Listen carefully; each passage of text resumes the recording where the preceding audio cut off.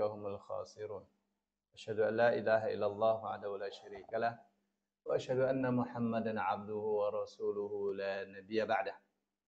Allahumma shalli wa sallim ala nabiyyina Muhammadin wa ala alihi wa sahbihi ajmain, amma ba'd. Bapak Ibu yang dimuliakan Allah, kita sekarang akan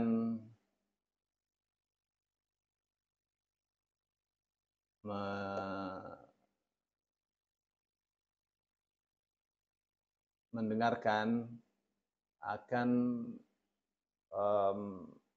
memperoleh satu pengetahuan tentang bagaimana Al-Quran secara ketat meletakkan lafaz-lafaz sesuai pada posisinya. Kali ini kita dihadapkan pada dua kata yang berbeda untuk mensifati lafaz yang sama, yaitu Rasul yang disifati dengan Karim dan Rasul yang disifati dengan Mubin. Ada Rasulun Karim, Rasulun Mubin. Jadi ini ada apa sebenarnya? Kok di sini dikatakan Rasulun Karim, di yang lainnya Rasulun Mubin?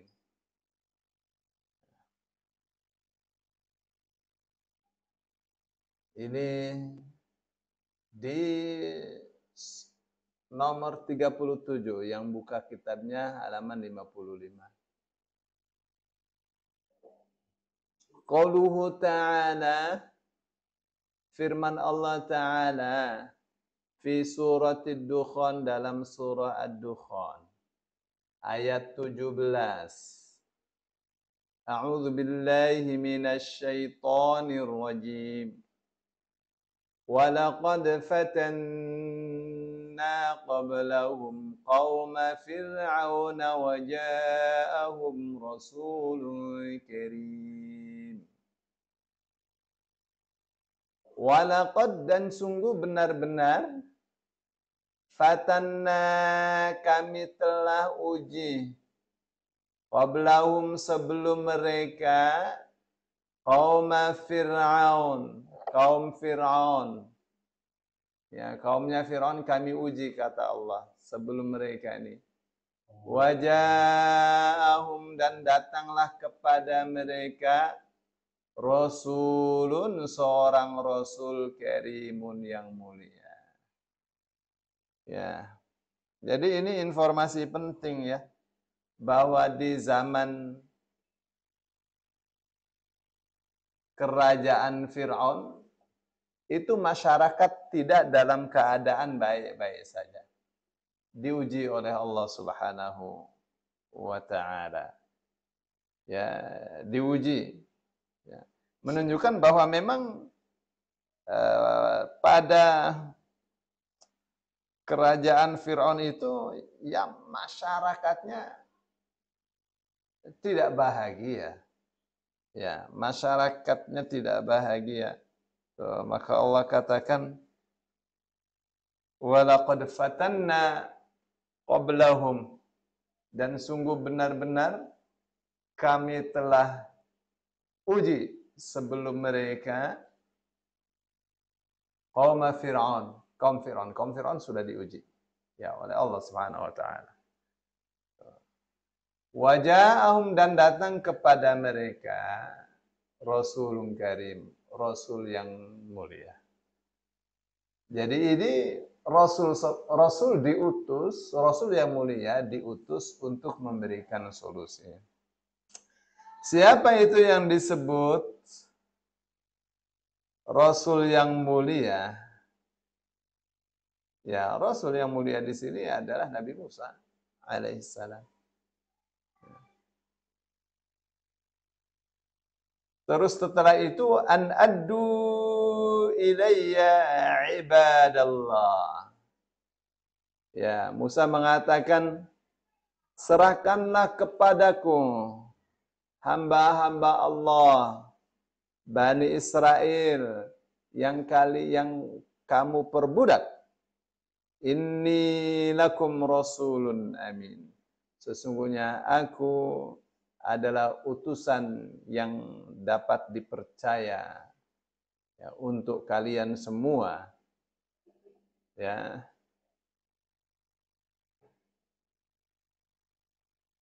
Jadi apa itu? Kita mau tahu sih sebenarnya ujiannya itu seperti apa. Kaumnya Fir'aun tuh. Sehingga penting untuk diberitakan kepada Rasul Shallallahu Alaihi Wasallam dan masyarakat musyrik saat itu. Ya, karena ini kan di surah Dukhan. Ya, Allah hendak memberikan satu cermin ya bahwa masyarakat musyrik itu bukan masyarakat yang sejahtera. Masyarakat yang dipimpin oleh kemusyrikan itu pasti tertekan. Ya, bukan sekedar Bani Israel yang diperbudak oleh pemerintahan Fir'aun saat itu, tetapi bangsa Koptik atau Qibti yang aslinya pun dalam keadaan tidak sejahtera. Ya, kenapa? Karena hukum yang adil tidak diterapkan. Itu rahasianya. Ya, monopoli kesejahteraan hanya dimiliki oleh kerajaan, dimiliki oleh para pejabat, orang-orang terdekat, rakyatnya menderita. Ya, tentu yang paling menderita adalah Bani Israel yang diperbudak. Jumlahnya tidak sedikit.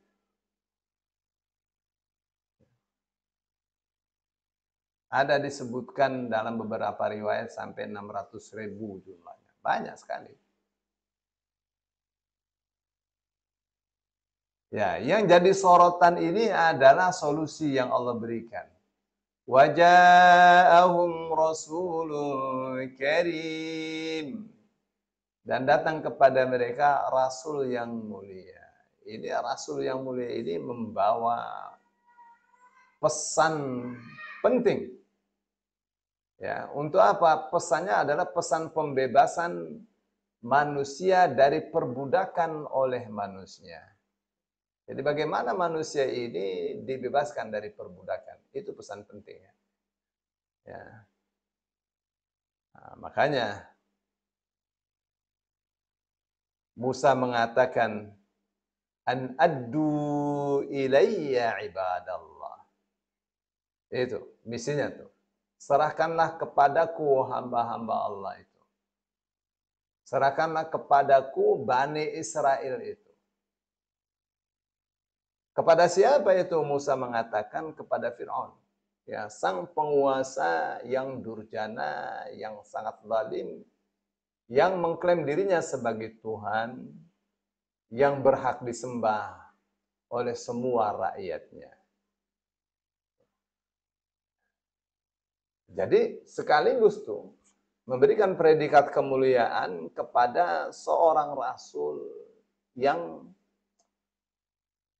berani membawa misi, membawa tugas pembebasan manusia dari perbudakan oleh manusia. Baik.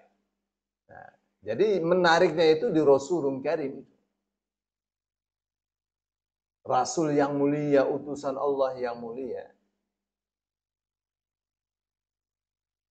Bukan Rasulun Mubin. Ya, rasul yang jelas.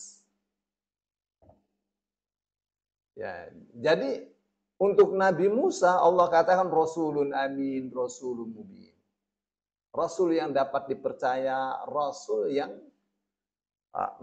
Rasulun Karim, Rasulun Amin. Rasul utusan yang mulia, utusan yang dapat dipercaya. Tidak dikatakannya Rasulun Mubin. Kenapa itu? Ini rahasianya. Ya. Karena kalau Rasulun Mubin itu artinya utusan Allah yang kata-katanya itu jelas.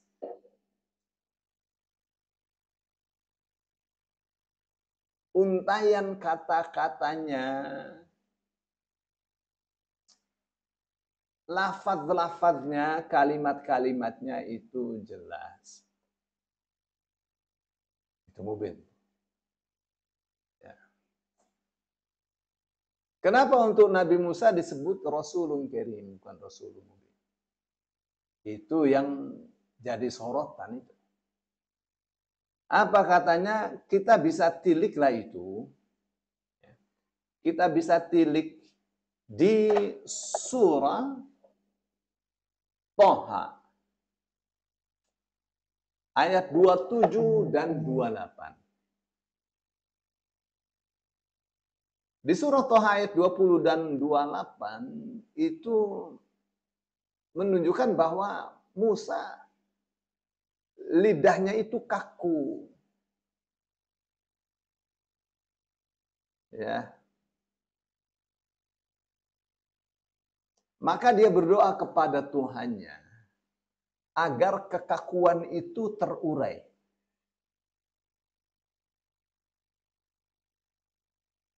Dia katakan wahlul 'uqdatam min lisani.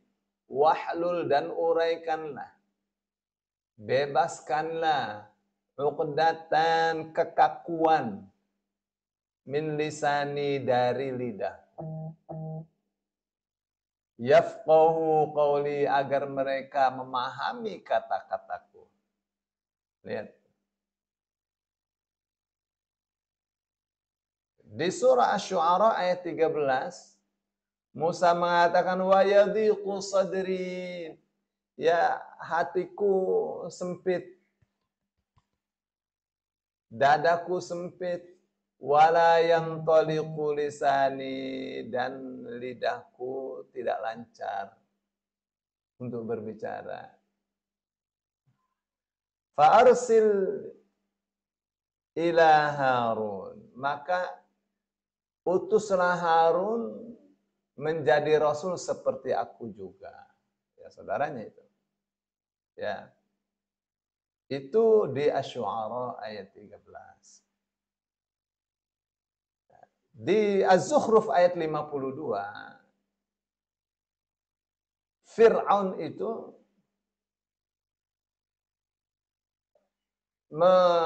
merendahkan Musa dengan mengatakan am ana khairum min hadzal ladzi huwa mahinu wa la yakadu yubin. Bukankah aku ini lebih baik daripada orang ini yang hina? Maksudnya Musa.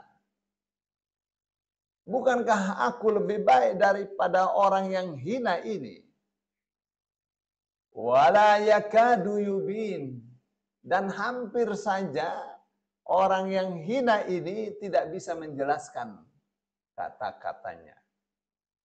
Apa yang dikatakannya tidak jelas. Bahasanya tidak jelas. Ya.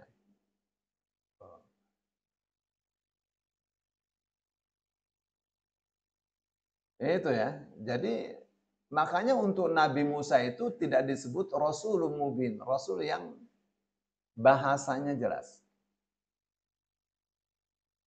Berbeda dengan Nabi Nuh alaihissalam. Seperti di dalam surah Hud ayat 25.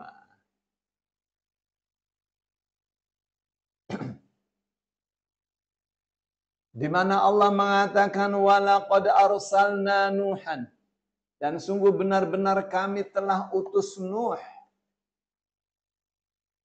ila qaumihi, kepada kaumnya. Inni lakum nadhirum mubin, sesungguhnya aku lakum, untuk kalian, nadhirun, seorang pemberi peringatan agar kalian tidak masuk neraka, agar kalian tidak celaka. Nadhir, memberikan peringatan. Mubinun yang mubin, yang menjelaskan. Kata-katanya jelas.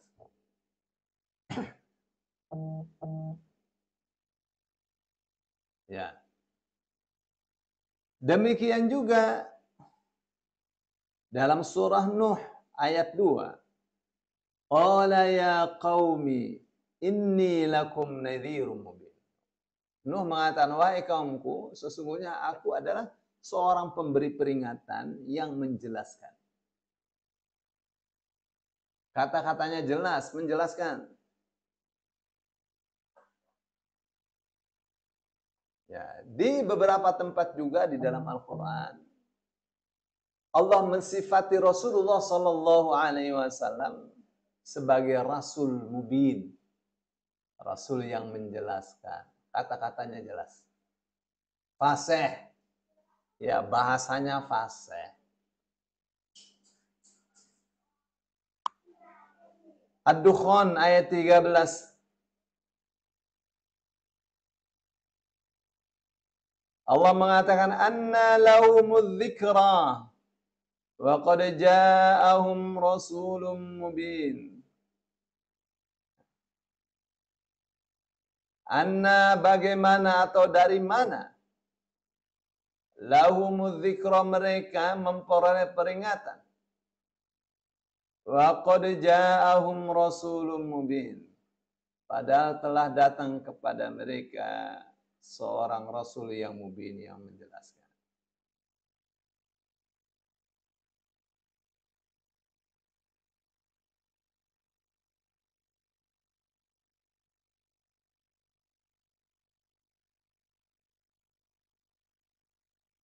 Ya, jadi mereka ini menyembah berhala, dapatkan pelajaran dari mana itu?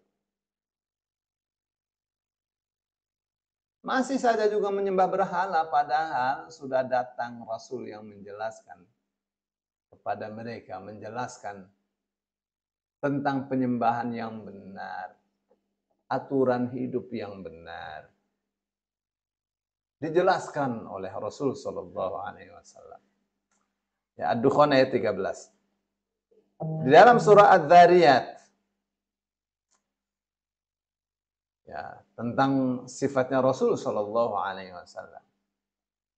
Fafirru ilallah, maka larilah kalian kepada Allah. Inni lakum minhu nadhirum mubin. Sesungguhnya aku lakum untuk kalian minhu dari Allah nadhirun sebagai pemberi peringatan, mubinun yang menjelaskan. Aku ini pemberi peringatan dari Allah dengan peringatan yang jelas. Wala taj'alu ma'allahi ilahan akhar. Dan janganlah kalian menjadikan bersama Allah ada Tuhan yang lain yang disembah. Jangan kalian jadikan satu pun Tuhan yang disembah bersama Allah. Inni, sesungguhnya aku lakum untuk kalian minhu dari Allah. Mubin, nadhirum mubin, sebagai pemberi peringatan yang menjelaskan. Al-Hijr ayat 89. Wa qul, dan katakanlah hai Muhammad, inni ana, sesungguhnya aku benar-benar an-nadhirul mubin, sebagai pemberi peringatan yang menjelaskan. Ya. Dan lain sebagainya. Wa subhanallahi rabbil alamin. Ya, itu tentang Rasulun mubin, Rasulun karim, Rasulun amin. Ya. Jadi kenapa untuk Nabi Musa tidak dikatakan Rasulun mubin? Karena kalau dikatakan sebagai Rasulun mubin, ini akan membatalkan apa yang dikatakan oleh Musa, wahlul 'uqdatam min lisani. Ya, lepaskanlah halangan kekakuan dari lidahku ini. Karena kalau disebut untuk Musa Rasulun Mubin, Rasul yang menjelaskan, bahasanya jelas, itu ayat ini akan membatalkan ayat, akan bentrok dengan ayat yang mengatakan wa yadhiqu sadri wa la yantariqu lisani. Dadaku sempit dan lidahku tidak lancar. Jadi sangat disiplin sekali. Sangat disiplin sekali.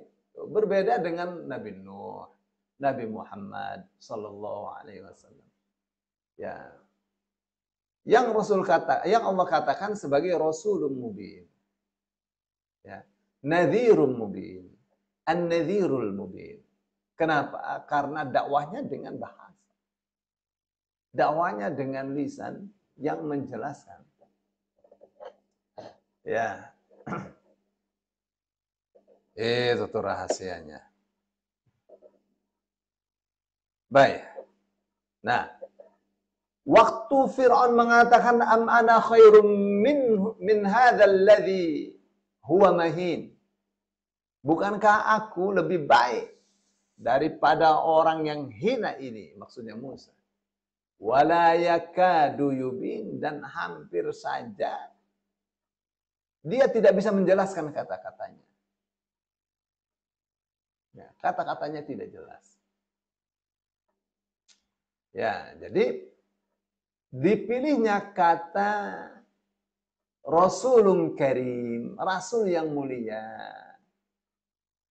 untuk Musa karena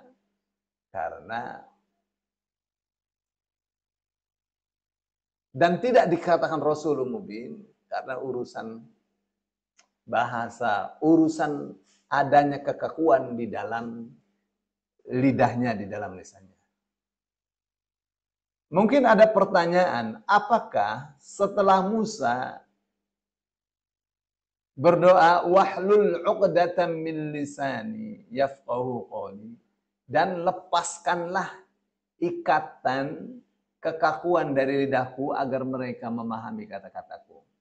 Apakah setelah doa ini kata-kata Nabi Musa tetap tidak jelas, tidak difahami? Ya, ulama-ulama tafsir mengatakan bahwa doa Musa dikabul. Makanya terjadi dialog sedemikian panjangnya antara Musa dengan Firaun. Ya. Itu mengisyaratkan bahwa apa yang dikatakan Musa setelah ia memanjatkan doa kepada Tuhannya itu bisa jelas, bisa difahami. Tapi tentu tidak seperti Harun. Apakah Harun ikut berbicara? Harun ikut berbicara. Tapi tampak dari rekaman-rekaman yang ada di dalam Al-Quran bahwa yang banyak berbicara untuk berhujjah menghadapi Firaun adalah Musa alaihissalam. Ya. Tetap bisa difahami. Tetap bisa difahami. Ya. Meskipun tetap juga tidak sefasih Harun. Ya, karena memang lidahnya ada kekakuan. Ya. Ada uqdah, ada kayak terikat. Begitu. Ya. Itu untuk nomor 37. Sekarang kita di nomor 38 surah Ad-Dukhan ayat 23 dan 24.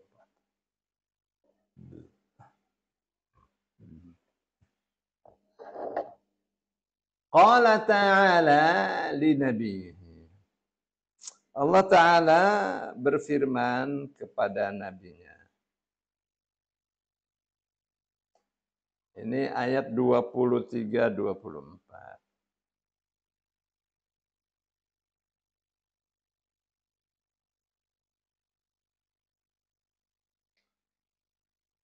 Fa'asri bi'ibadi laylan innakum muttaba'un. Fa'asri, maka lakukanlah perjalanan.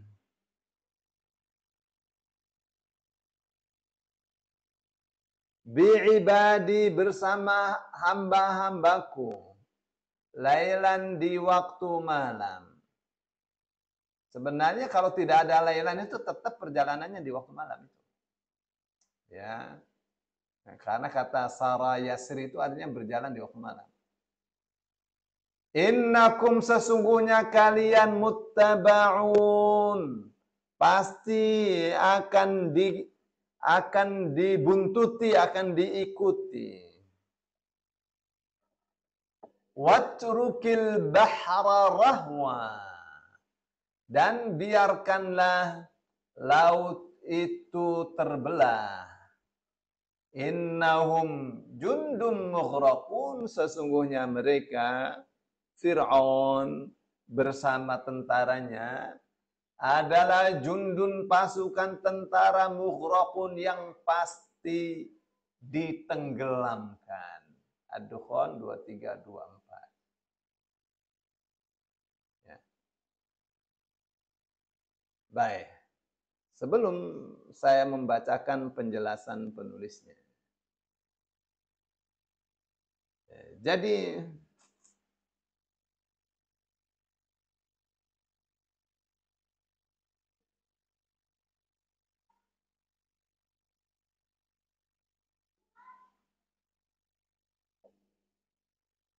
setelah Nabi Musa tinggal lama di Mesir, dan semua mukjizat Allah diperlihatkan Musa kepada Fir'aun dan kaumnya. Mukjizat yang nyata. Dan puncaknya adalah sujudnya para tukang sihir kepada Musa dengan mengatakan, Inni amantu bi Rabbi Musa wa inni amantu bi Rabbil alamin, Rabbi Musa wa Harun. Sesungguhnya aku beriman kepada Tuhan semesta alam, Tuhan yang disembah oleh Musa dan Harun. Itu puncaknya itu. Ya, adu kekuatan spektakuler. Fir'aun menghadirkan semua tukang sihir yang ahli, yang hebat.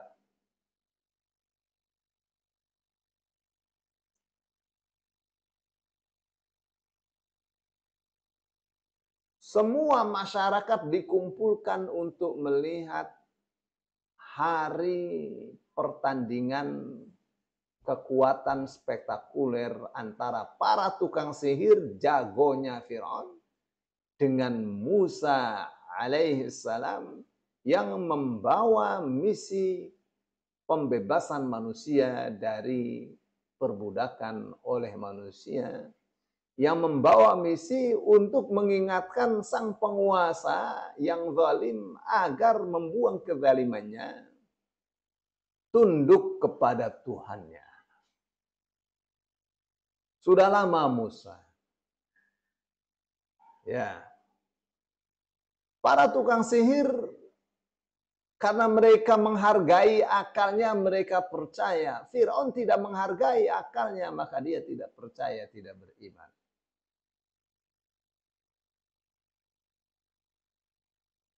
Jadi kelasnya berbeda. Ini orang melecehkan akalnya, ini orang menghormati akalnya. Diancam Fir'aun untuk dibunuh, disalib, dia katakan la dhair. Ya, no problem, sudah salib saja, bunuh saja kita. Tuh, imannya para tukang sihir ya setelah bertobat.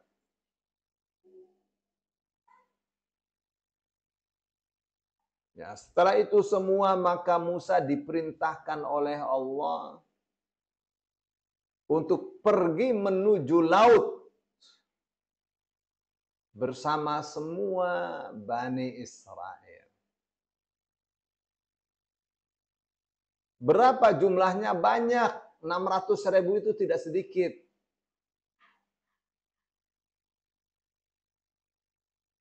Kenapa Allah mengatakan fa'asri bi'ibadi lailan?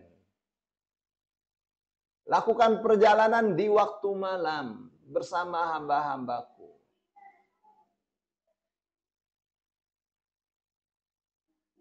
Sebelumnya mereka ini, para Bani Israel, kepada masyarakat Mesir meminjam segala perhiasan yang mungkin bisa dipinjam untuk alasan bahwa mereka akan berhari raya. Ya, hubungan mereka dengan masyarakat Mesir cukup mesra. Jadi mereka dipinjam. Nah, bertolak mulai maghrib menuju laut, berapa jaraknya itu yang saya tidak tahu. Tapi itu pasti jauh. Mereka berjalan kaki. Makanya Allah katakan innakum muttaba'un, karena kalian pasti akan diikuti. Jadi masyarakat Koptik tidak tahu, masyarakat Mesir tidak tahu kalau mereka ini pergi meninggalkan Mesir menuju laut. Ya, besok paginya diketahui bahwa mereka telah mengosongkan Mesir. Maka Fir'aun mengutus utusan-utusannya untuk mengumpulkan semua bala tentara yang ada di kota-kota Mesir.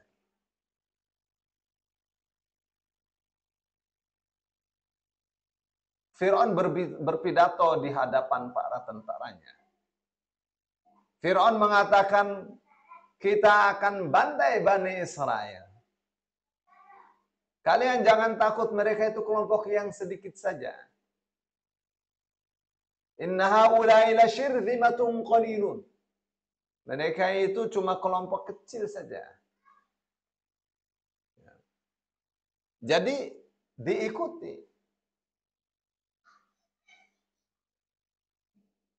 Ya, karena mereka memakai kendaraan, maka akhirnya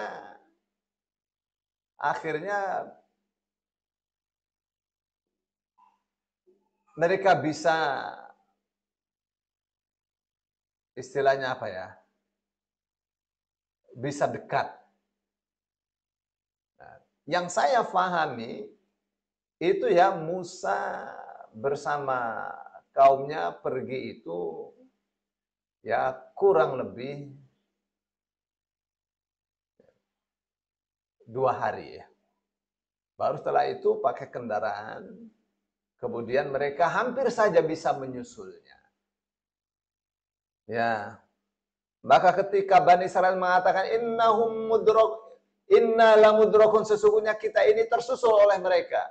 Musa katakan, kalla inna ma'iya rabbi sayahdin. Enggak akan bisa menyusul. Sesungguhnya bersama saya ada Tuhan saya, ia yang akan kasih petunjuk.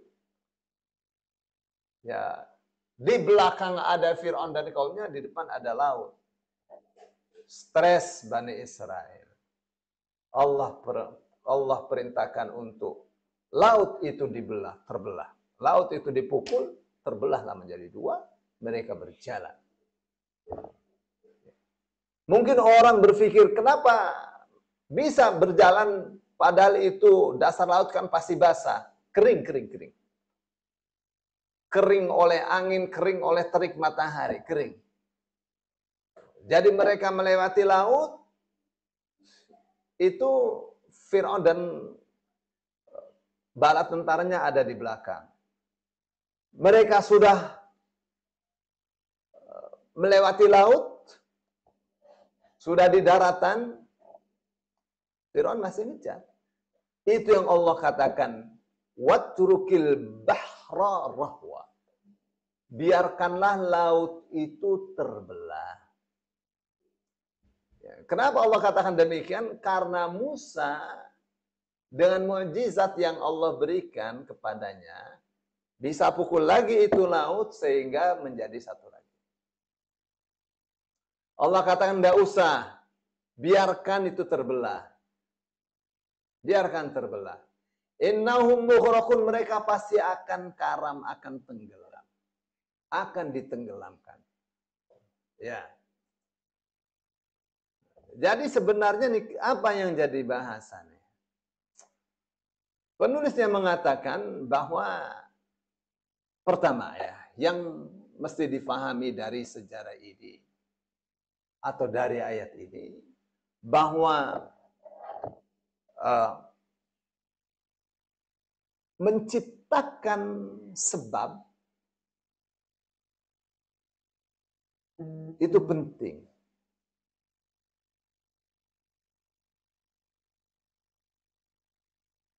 Ya. Jadi berusaha, berikhtiar itu satu keharusan. Kalau orang sakit, ya berobat, itu namanya ikhtiar. Orang ingin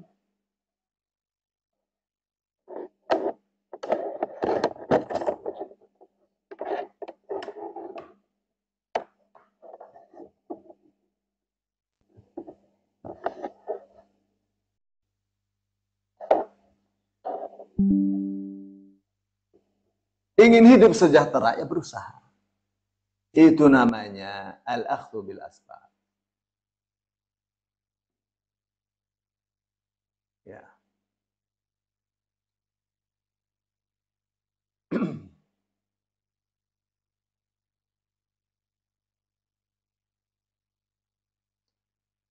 Begitu ya. Meskipun Nabi Musa tahu pasti mereka akan ditenggelamkan oleh Allah. Nabi Musa tahu kalau Fir'aun itu pasti akan mengikutinya dari belakang. Dan mereka akan berusaha membantai mereka. Membantai Musa dan kaumnya. Tahu itu. Dari mana itu? Tahu dari Allah Subhanahu wa ta'ala. Bahwa Fir'aun bakalnya ditenggelamkan oleh Allah, Musa tahu. Ya, dari wahyu yang Allah berikan kepadanya. Tapi tetap Musa berikhtiar, ya, berikhtiar untuk tidak dibantai oleh Fir'aun, dia bersama kaumnya. Ya. Itu namanya al-akhdhu bil asbab. Ikhtiar, mencari sebab-sebab untuk bisa selamat. Ya, Allah katakan ya, kepada Nabi Musa itu, kalian pasti akan diikuti oleh Fir'aun. Dan yang mengikuti kalian pasti akan ditenggelamkan. Meskipun demikian, tetap Allah mengatakan kalian harus keluar dari Mesir. Keluar dari Mesir di waktu malam. Kenapa? Karena kalau di waktu malam mereka pada istirahat. Ini pergi. Lakukan perjalanan. Ya, sudah siang baru sadar Mesir kosong dari Bani Israel. Fir'aun lakukan pengumpulan para tentaranya. Besoknya matahari terbit dikejar. Jadi itu yang saya katakan 2 harian lakukan perjalanan. Berapa kilo ya? Jauh lah. Ya, taruhlah 1 hari perjalanan 40 kilo, 80 kilo kejar. Gitu tuh. Ya. Jadi kenapa malam? Karena akan diikuti. Ya, supaya tidak terkejar dengan kendaraan, begitu caranya. Ya, di waktu malam, nah paginya nyadar atau siangnya nyadar, baru cari tentara-tentara, ya, dikasih komando, besoknya ya, semua peralatan disiapkan, besok paginya matahari terbit, baru kejar. Ya. Terkejar, hampir terkejar. So, makanya Bani Israil mengatakan inna lamudrokun. Ya, kita ini tersusul. Musa katakan kalla, enggak. Gak akan mereka bisa menyusul. Ya, gitu tuh. Itu namanya iman. Ya. Dan itulah cara Allah untuk membalikkan keadaan. Fir'aun yang tadinya hidup bermegah-megahan. Para pejabat, para tentara yang hidup dengan kemewahan. Itu dengan cara seperti itu mereka keluar dari istana-istana kerajaan mereka. Ya, dari bangunan-bangunan yang megah sebagai pusat pemerintahan mereka. Kehidupan yang mewah, kebun-kebun, taman-taman mereka, mata air mereka keluar.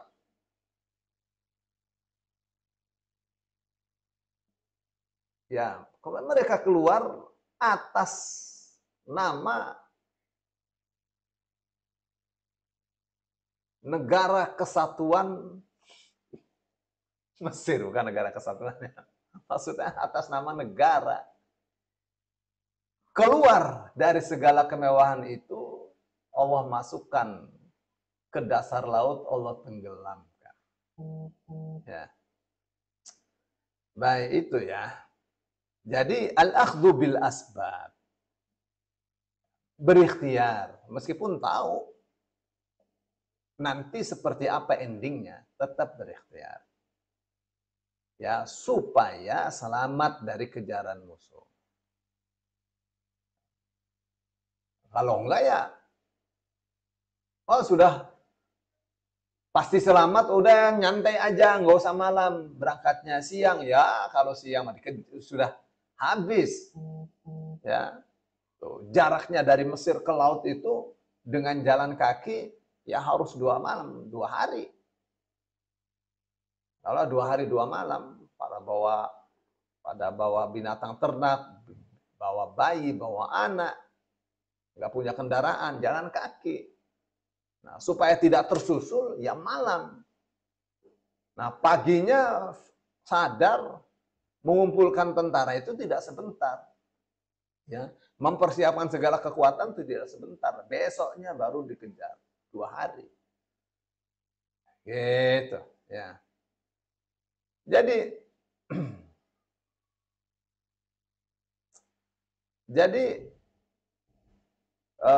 berikhtiar itu wajib ya hukumnya. Meskipun tahu ya akibatnya seperti apa.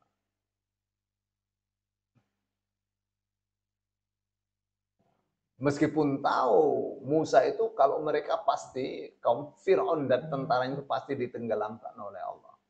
Tuh. Tapi mengukur kekuatan itu penting. Ya, dengan ukuran itu dia berusaha.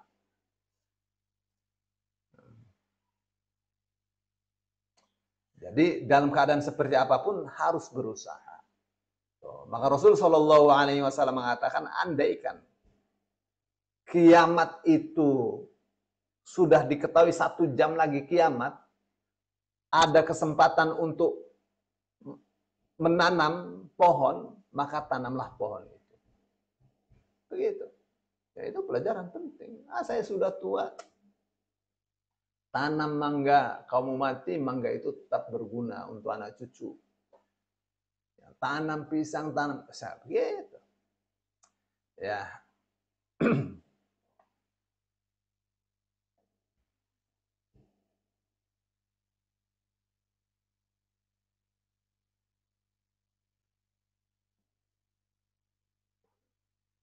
Itu persis ya ketika Rasul Shallallahu Alaihi Wasallam hendak hijrah. Ya, hendak hijrah ke Madinah. Semua cara dilakukan oleh Rasul Shallallahu Alaihi Wasallam. Rasul Shallallahu Alaihi Wasallam tahu kalau ia akan diselamatkan oleh Allah sampai ke Madinah. Tapi tetap dia berusaha bagaimana supaya tidak dikejar oleh Quraisy.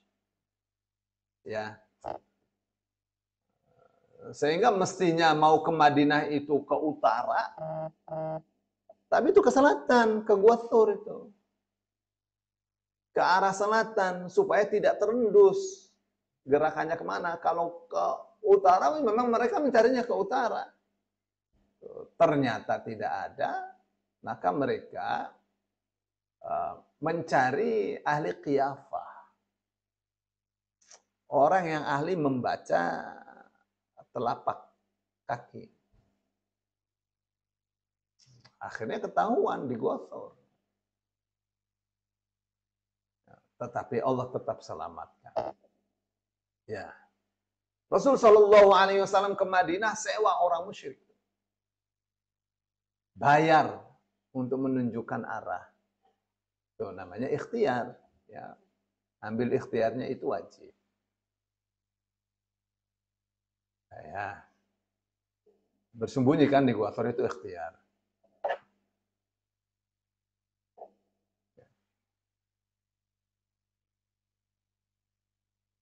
Tidak boleh orang mengatakan, ya semua sudah ditakdirkan oleh Allah, kita tidak berusaha, tidak usah usaha.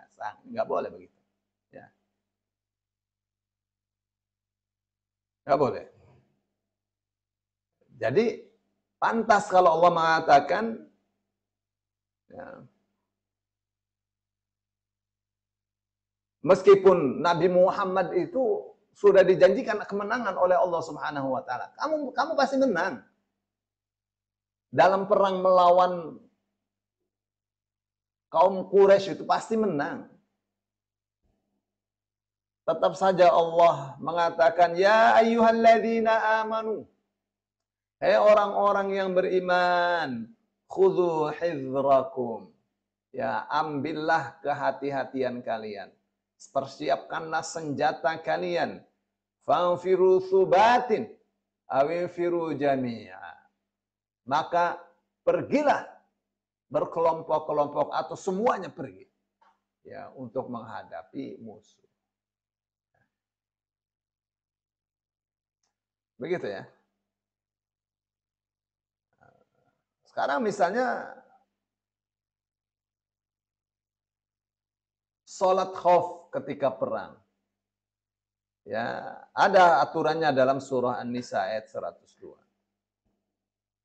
Allah katakan, wa idza kunta fihim fa aqamta lahumus salata faltaqum ta'ifatun minhum ma'aka wal ya'khudhu aslihatahum.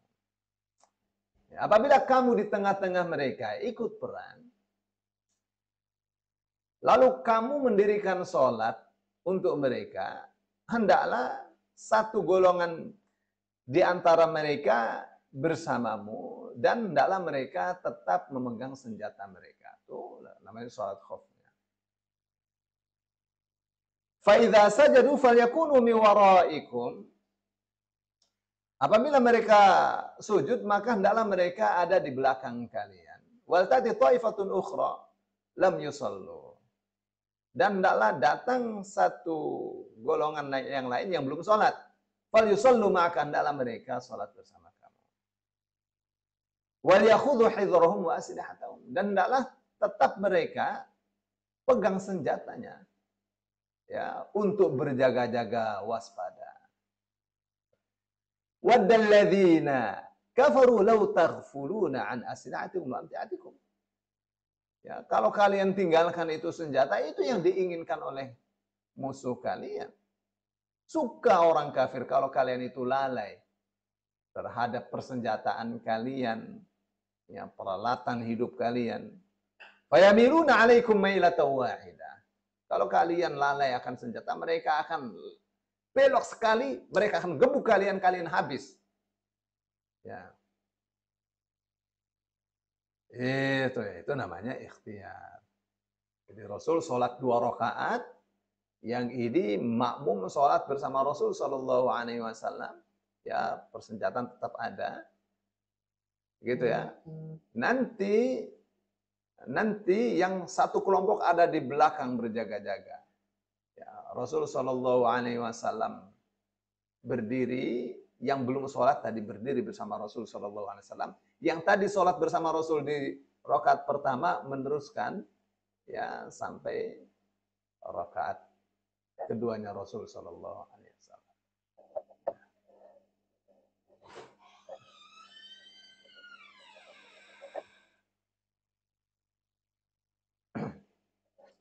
Baik.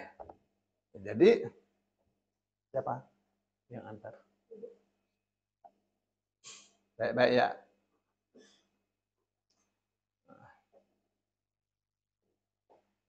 Ya, jadi mencari atau mengambil sebab berusaha ya untuk sukses, ya, tidak berpangku tangan, tidak bermalas-malasan. Atas nama takdir sudah ditakdirkan, ya, nyantai aja, enggak. Ya, apa yang ditakdirkan itu hanya Allah saja yang tahu. Bakalnya seperti apa. Ya, tuh, makanya Ibnu Qayyim Al-Jauziyah mengatakan man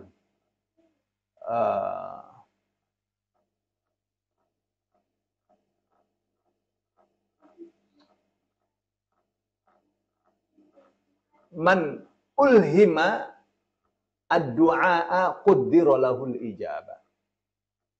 Barang siapa yang diilhami untuk berdoa, maka Allah takdirkan untuk diijabah. Doanya ikhtiar.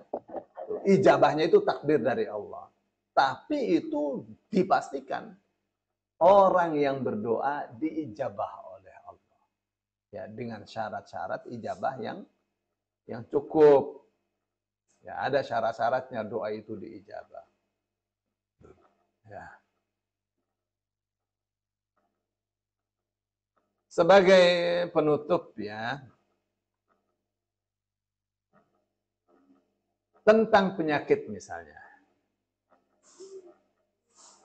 Bagaimana kita bisa memperoleh kesembuhan? Ya, ada obat, ada doa. Ya, ada obat, ada doa. Di dalam surah An-Nahl ayat 69, Allah Subhanahu wa taala berfirman, "Fihi syifa'ul linnas." Di dalam madu itu ada obat untuk manusia. Inna fi dzalika laayatan liqaumin yatafakkarun. Sesungguhnya pada hal yang demikian itu benar-benar terdapat tanda kebesaran bagi orang-orang yang berpikir. Ya. Jadi apa itu? Ayat ini pertama menginformasikan bahwa madu itu sangat mujarab untuk pengobatan, untuk penyembuhan penyakit. Satu. Apakah hanya untuk orang yang beriman, tidak linnas untuk semua manusia? Yang kedua, sekaligus ayat itu mengajarkan kepada kita bahwa apabila sakit, kita harus berusaha untuk berobat. Ya. Sahabat Rasul Shallallahu Alaihi Wasallam, di antara mereka ada yang bertanya, ya Rasulullah, ana tadawa idza maridna. Apakah kita boleh berobat apabila kita sakit? Bukankah semua sudah ditakdirkan oleh Allah Subhanahu wa taala? Kita sakit, kita sembuh. Kenapa kita harus berobat? Lalu Rasul sallallahu alaihi wasallam mengatakan, "Na'am ya ibadallah. Tadawu ya ibadallah. Berobatlah kalian wahai hamba-hamba Allah. Fa innallaha ma anzala lakum da'an illa wa anzala ma'hu dawa. Ya. Fa idza usiba ad-dawa'ud dawa ad-dawa'ud da'a mari syufiya biiznillah atau bari'a biiznillah.